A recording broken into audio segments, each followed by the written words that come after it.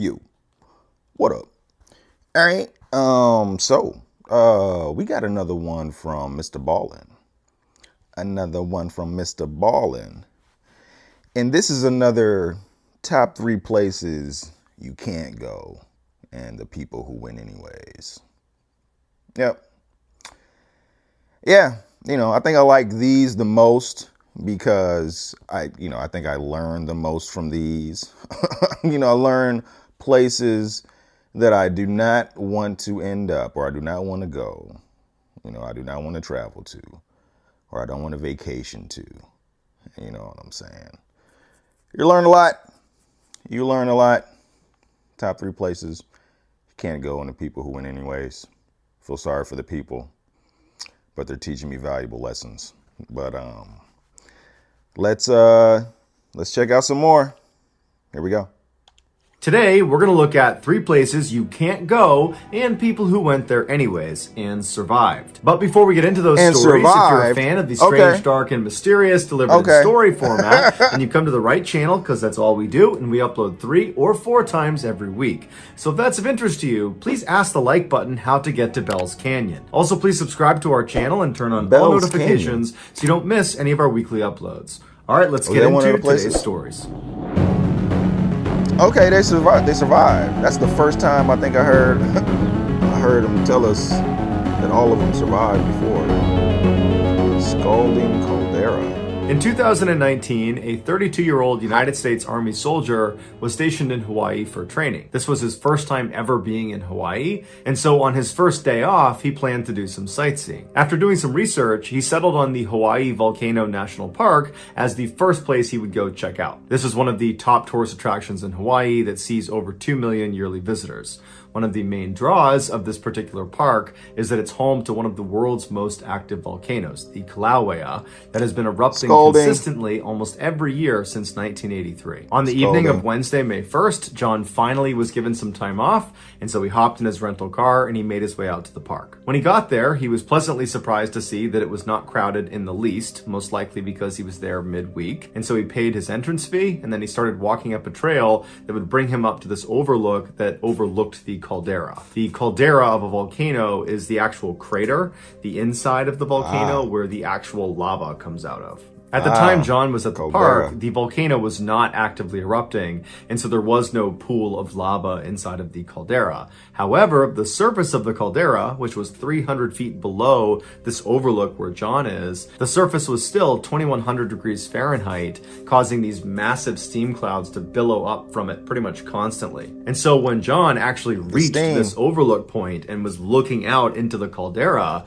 he was immediately disappointed because he couldn't see anything. And so as much as John craned his neck to try to get a better look down into the caldera, he was just totally obscured by the steam. Now, he was up against a safety railing that prevented people from getting closer, but he figured if he could just get right to the edge of this crater and he could actually look down inside, he might be able to see all the way to the base of the caldera. And so he looked around and noticed there were no other tourists up there with him.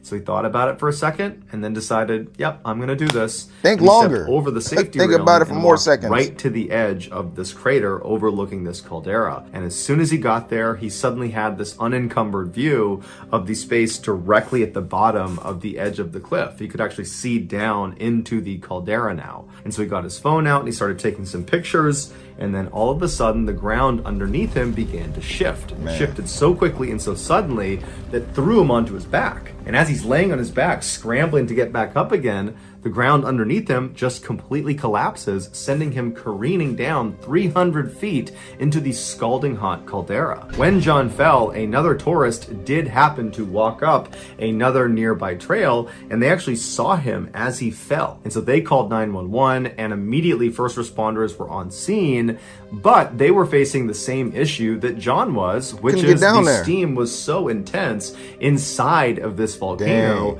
that you can't really see down into it. it. And so they had rescuers walking along the rim of the volcano, and they had helicopters in the air, but it really wasn't doing any good. And in the back of all rescuers' minds, they knew that realistically, there's just no way John could have survived this. I mean, you can't survive a 300-foot fall, but even if you did, you couldn't survive being at the surface of the caldera that's over 2,000 degrees Fahrenheit. You'd die within a couple of minutes. But the rescuers pushed that thought out of their mind, and they focused on being positive and just continuing to look for John.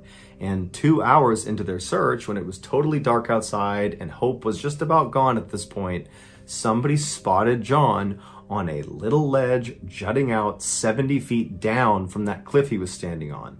When he fell, when the ground dissolved underneath him, he managed to land on this tiny little ledge. Damn. Had he fallen an He didn't inch fall left, all the an way? inch right, an inch forward, he would have tumbled to his death. Damn. There's no two ways about it.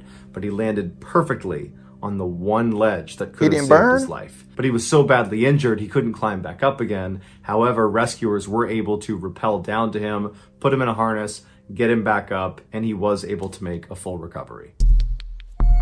Wow. You lucky. You lucky. On July 12th, 2015, 30-year-old Christopher LeCun was out on his boat with his wife, his kids, and his best friend Robert just off the coast of Port St. Lucie in Florida. Throughout the day, anytime Chris or Robert were looking down from the boat and spotted a rock pile, they would throw on their scuba tanks and dive down to attempt to find lobsters. Towards the end of the day, when they were looking down into the water, they saw what they thought was a rock pile at first, but as they kept looking at it, they noticed it had lots of straight lines, indicating it could be an underwater building. Chris and Robert noticed there was a yellow buoy floating on the surface right above where this building was underwater, and they thought they should probably go over and read it, but they decided, meh, it's inconsequential. We can just go down and check it out for ourselves. Now, if they had stopped and gone over and read the buoy first, they would have seen there was a warning on it that was telling people to stay back at least 100 feet from this underwater structure. But Robert and Chris didn't read that warning, so they put on their scuba tanks and they dove down into the water. And after only going down about 10 feet, they noticed there wasn't just one structure underwater. There were actually 3 huge structures. And so Chris and Robert looked at each other and they're totally amazed at what they're looking at. They had been scuba diving together since they were young kids, and they'd spent a lot of time in these waters, but they had never seen these before. So they were very excited to go down and have a look. When they got down there and they were only a couple feet away from one of these structures, Chris saw that the top of the building was just a square concrete slab, and then on all 4 sides there were big concrete slabs. But at the top of each of the 4 walls of this building were what appeared to be openings. They were almost like windows at the top of the structure. And across the window was mesh all the way around, like a grate, protecting things from going into the window and into the structure. And so Chris and Robert went right up to the mesh and tried to look inside of the structure just to see what was in there. But when they looked, it was just too dark inside and there was no way to tell what was in there. And so Chris is really disheartened because he really wanted to know what was inside of this building. And so he just grabs the mesh itself and just kind of tries to tug it in one direction just to see if it would even move, to maybe create some space so he could look inside.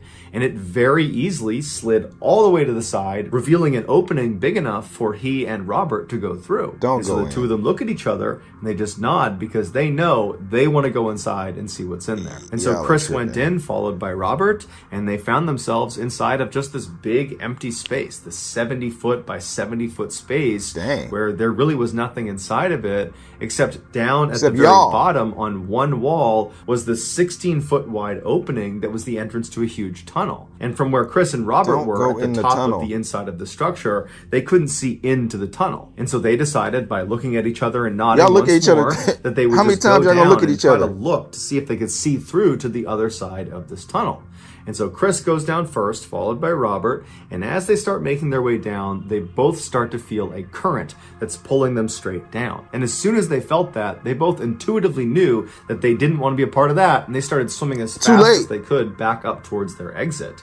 Robert, who was a little bit higher than Christopher, was able to escape the pull of this current and got up to the top of the inside of the structure towards the exit. Chris, on the other hand, was not able to escape this current's grasp and was actually pulled backwards into the tunnel where he disappeared. Robert had actually turned around and saw his friend get pulled into that tunnel, but he knew there was nothing he could do, and so he just turned around, swam out of the structure and up to the boat as fast as he could to call 911. Once Chris had been pulled into this dark tunnel, he began tumbling backwards. He had no control over his body position. The current was just way too strong. And so Chris instinctively grabbed his mouthpiece and anchored it inside of his mouth, and then he grabbed his mask and did his best to keep that on his face. Because as he was tumbling, the current kept trying to pull those things off of him. As Chris tumbled through this pitch black tunnel, he began to realize that more than likely he's going to encounter some very powerful pump that's sucking this water through this pipe in the first place, or some huge turbine that has something to do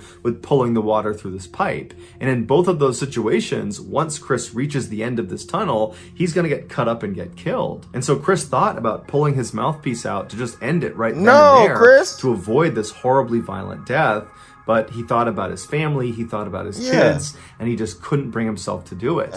And so he just continued to hold on to his mouthpiece. At least we know he survived. And just continued to tumble with no control in total darkness, having no clue where he was going. After over 5 minutes of this just nightmare situation for Chris, he suddenly sees a very small flicker of light at the very far end of the tunnel in the direction they're being pulled towards. And all he can think of is, okay, well, whatever that light is, that's the area where I'm going to get killed. There's going to be some pump or some turbine right out there. And so he's bracing himself for this terrible, violent end to his life. But as they got closer and closer and that light continued to grow, Chris got a better picture. Every time he would tumble around, he'd get a look, and it did not look like there were spinning blades of death or some pump in there. It actually looked like very peaceful, calm water with sunlight pushing through it. Yeah. And sure enough, after he got shot out into this lit up area, the current kind of died down and stopped. Chris immediately began swimming right up towards the surface, where there was actually land right in front of him. He was inside of what looked like this huge building, and he saw there were people walking around with hard hats. And so Chris just pulled himself out of the water and began yelling for help. It would turn out Chris had been pulled into a nuclear power plant's cooling system. This particular nuclear power plant used a multi-level system where instead of just pulling the water in directly into the plant where it would be cooled, and there would be, a pump of death or spinning turbines or something like that, instead there was a reservoir first where the water was dumped, and then after a while, that reservoir water would then get churned up into the cooling system. So Chris was just incredibly lucky that that was just the way this nuclear power plant was built, because many other nuclear power plants, if he had done what he did, he would have been killed in a really horrible way. Chris would ultimately sue the power plant, saying they didn't put up enough warning signs or enough deterrents to protect people from getting sucked into these intake pipes, and the power plant has countered by saying, we put up enough deterrents, you just went past them on purpose. As of now, it's unclear what came of that court case. Just be happy you alive. In 1990, 46-year-old Alex Kirstich was a marine biology high school teacher by day and a documentary filmmaker by night. In July of that year, he and 3 of his friends were in Mexico working on a documentary about sea life in the Gulf of California. They had already shot a bunch of footage during the daytime, and now they needed to go out and get some nighttime footage as well. On the evening of the 25th, Alex and his 3 friends boarded a 70-foot research vessel with all of their diving and camera equipment. They waited until just before sunset to leave the harbor, and then it was a 30-minute transit to this area just north of La Paz that they had been told was very active at night. Once the ship was stopped, they threw their anchor down and then turned on these bright spotlights and aimed them into the water. And then one of the ship's crew members put a big piece of tuna onto his fishing rod and then cast it out into the water to try to lure some animals to the area. A few moments later, a black mass suddenly came up to the surface, ripped the tuna from the line, and then vanished as quickly as it appeared. Alex and his 3 friends didn't get a good look at it. They saw it happen, but they had no idea what it was. So they told the ship crew member to put another piece of tuna on the line, throw it out there, and see if they can get a better look at this thing. And so more tuna was put on the rod. It was cast out. And then seconds later, a black mass rushed up to the surface, grabbed the tuna, and then went back down again. But this time, with Alex and the others looking really intently at it, they picked up what looked like a red and white flash, like a strobe light on the skin of this creature as it descended down below. And they looked at each other and they thought, could it be? And so another piece of tuna was put on the fishing rod. They cast it out into the water. And this time, before anything could come up and take it, deep down below, they see a flash of red and white all over the place, like a bunch of strobe lights going off. And then dozens of these creatures rocketed to the surface, fought over this tuna, and then descended back down into the deep water. And so now the men look at each other and they're grinning because they know the red and white flashing they are seeing is a trademark of a very rare creature. It's their skin changing colors. It's how they communicate with each other. And this creature is so rare that at this time, no one had actually filmed it alive. There was only footage of it dead after it washed up on shore. And so suddenly, Alex and his team are thinking, man, our documentary is about to become legendary if we can just get in there and get the footage. And so the men eagerly put on their dive equipment, got their cameras, and prepared to enter the water. Had they consulted with anyone who studied this rare creature, they would have been told that getting in the water with them was a horrible idea and could easily get them killed. These rare creatures are called Humboldt squids, and they are 8-foot long apex predators that live in the deepest parts of the ocean. Because they almost never come up to the shallow waters, we know very little about them. What we do know is that, like all other squids, they have 8 arms along with 2 long tentacles that have all these suckers on it, and inside of the suckers are these teeth, these little daggers that they use to latch onto their prey, and then they pull their prey in towards their center, and at their center is this opening. It's their mouth, and it's called a beak, and it literally looks like a bird's beak. It's this hard thing that sits there and opens and shuts, and they use it to bite into their prey. And then inside of their beak is their tongue, and on their tongue are hundreds of sharp little daggers like more teeth that they also use to shred their prey. Typically, these jumbo squid will sneak underneath their prey and then suddenly shoot up, grab them with their 2 tentacles, and then drag them down to the deeper water where they feel safe. And then they begin the horrifyingly slow process of eating their prey alive because they have a gag reflex that prevents them from eating quickly. Humboldt squids are very intelligent, they're very social, and they're very aggressive towards humans, especially when they are in a large group or when they are eating. But of course, Alex and his 3 friends are not thinking about this. They're just eager to get into those jumbo squid-infested waters and get this footage. And so they give each other the final okays. They're ready, their equipment's good to go, and they slip off the side of the boat into the water. Once they were in the water, they sank down to 30 feet, at which point they spread out around the squid that were still darting up to the edge of the boat to try to get more tuna. After a few minutes of Alex and his buddies taking this great footage of these squids, a 14-foot shark suddenly comes into the mix and tries to eat the tuna off the side of the boat.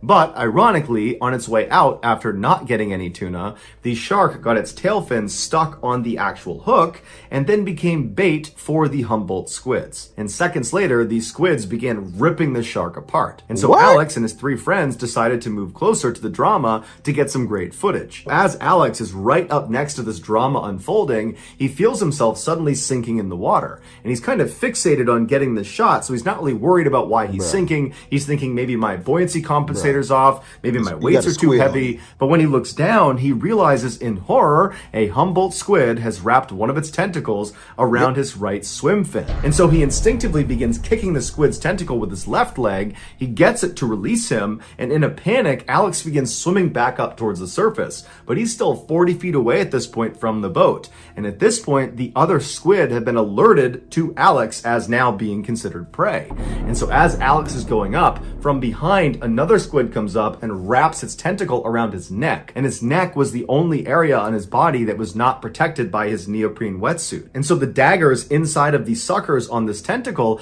dug into his neck, all around his neck. So his neck's being cut into and he's being strangled and being pulled down by this squid. And so Alex begins punching and squeezing and pulling on this tentacle, fighting for his life. And he manages to get this squid, the second one, also to release him. But by now, he's been pulled down to 50 feet. He's got a ways to go to get back to the boat. And the other squid are all coming over. They're converging on him because they're all communicating that here's our prey, here's our other meal. And so Alex tries to swim as fast as he can back to the boat, but he only made it a few feet before another Humboldt squid darted up and came right up to his face, wrapped both tentacles around his entire head, blinding him, and he immediately felt the beak pressed up against his face, and it was opening and closing, trying to bite him, but it was biting down on his dive mask that was basically saving him from having his skull crushed by this squid. The squid became frustrated because it's not digging into Alex's flesh, and so it readjusted its grip on him by sliding down to his midsection,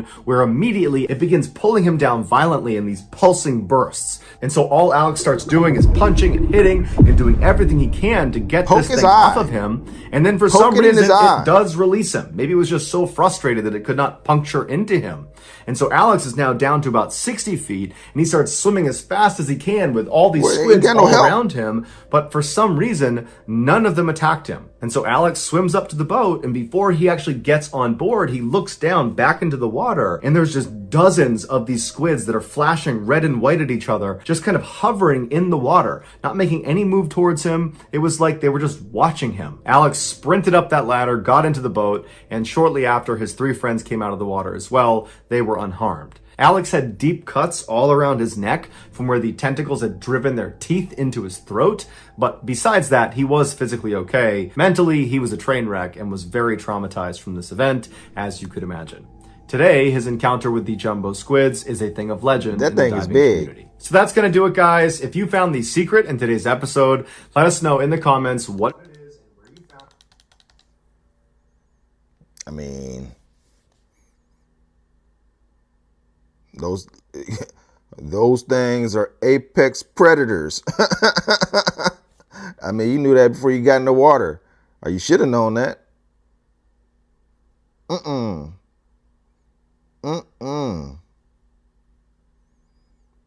Man. I mean, did they have to get in the water? Like, did you have to get in the water? You couldn't have filmed it any other way besides getting in the water, risking your life in the middle of the night. You get in the water with dozens and dozens of apex predators. Man, they taking out sharks. They eating sharks. Why are you in the water? I was thinking like giant squids. You know what I'm saying? Like the mythical giant squid. No, these are regular. I forgot what type of squid he said they were. Red squid. I forgot what type of squid. But yeah, those are common. Those are common squids. Those are, I mean, damn. Those might be more dangerous than the giant squid. They swim in groups. I mean, damn. He's lucky. You're lucky to be alive, because I think if they wanted to, you would have been squid food. You know, if all of them would have came at you at once, they could easily just brought you down. You know what I'm saying? Man. They got beaks and teeth and claws, and you would think like a squid, like it's soft, and then you would think like you could like tear its tentacle. It would be easy to tear, you know, but this ain't no calamari. These things probably got muscles. They probably strong. It's probably like a snake, you know. I ain't never getting in the water with no squids. My goodness. And then the second story, I mean, what did MrBallen say? Chris tried to sue him because they didn't have enough signs. Come on, bro. Come on. You can't. I mean, you know. I think MrBallen started the story off by saying they saw a sign, but they chose not to read it. I mean, come on. I mean, you would have to ignore the sign not to read it. You know what I mean? Come on. And then it's like you broke in. There was mesh. You broke the mesh. Then you went into the room, the 70 by 70 room, and you're looking around. You know what I'm saying? And it seems like at every checkpoint you look at homie, y'all nod like, yeah, let's keep going. We know it's dangerous, but let's keep going. You know what I'm saying? Then you see the tunnel. Then you see let's keep going. Then you go in the tunnel. I mean, damn. I mean, come on. Even if there were signs down there, y'all wouldn't have read them. There could have been 100 signs. Y'all wouldn't have read them. Y'all weren't looking. Y'all weren't. You know, You didn't want to read no signs. Y'all weren't thinking about y'all safety. You know, that's the last thing you were thinking about. Man. He's lucky. He's lucky, you know, that nuclear site did things that way. Otherwise, he would have been chopped up into little bitty pieces from the turbine or something. Yeah, read the signs. Just read them. You know, at least read them. You know what I'm saying? I can understand if they would have went up to the sign, read it, and then I'm like, you know what? I don't believe this sign. I don't think this sign's telling the truth. But to not even read it, both ways are stupid. You know, either way is stupid. To read it and keep going, or to not read it and, you know, is stupid. You know, but to try to sue them because there weren't enough signs when you didn't even read the one that was there. You know, I wonder how that turned out. I wonder if he won, or because I think they say they countersued him. So I wonder how, you know, I wonder how that played out. You know, you know, because that'll pave the way for other stupid people to sue if there weren't enough signs. You know what I'm saying? Like the lady, I think the lady at the Tiger Park sued because, did she sue because there weren't enough signs, or she sued because of something when she's the one that got out the car at a Tiger Park and they told you to stay in the car? You know what I'm saying? All the other cases where people just ignore the signs. You know, are they allowed to sue because there weren't enough signs? No, we can't allow that. You can't allow that. You got to read the signs, people. You got to read the signs. Man. Then the first story, scalding caldera. I mean, there's a safety barrier. You going past the safety to get a better look. I mean, you looking around to make sure nobody's looking so you can get past the safety barrier. And then you're lucky somebody saw you fall. Because if nobody saw you fall, nobody would have known you were down there. You would have just been down there on the edge until you fell. Until you fell to the caldera. I mean, come on. My goodness. Pay it, you know, mind the signs, mind the safety barriers. I mean, shit, you're like, it's an active volcano. And you're by yourself. Maybe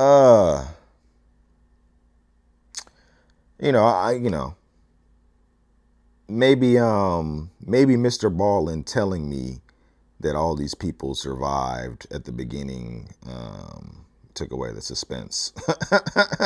Because I knew all of them were gonna survive. You know what I'm saying? If I didn't know, But yeah, the active volcano, an underwater nuclear experimental site or whatever, and giant squids.